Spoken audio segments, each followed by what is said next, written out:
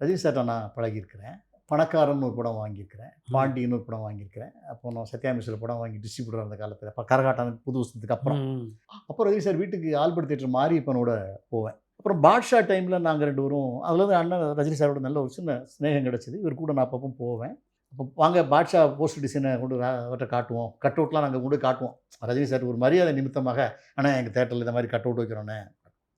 அப்புறம் இந்த ஸ்டைலு தான் ஒரு பாட்டு அதில வரும். அந்த ஒரு ஸ்டைலா இருக்கிற மாரி ஒரு கட் அவுட்ட கோட்டு கீட்டுலாம் போட்டு கொண்டு போய் காமிச்சோம்.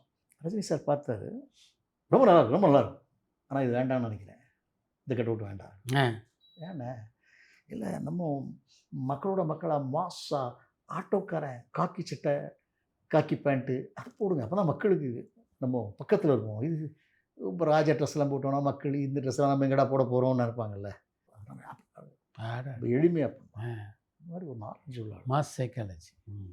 அவர் ஆக்சுவலா பாட்ஷா படம் பெருசா போகும்னு அவர் எதிர்பார்க்கல. ம். என்கிட்ட பேசினாரு அவரு. ஓ!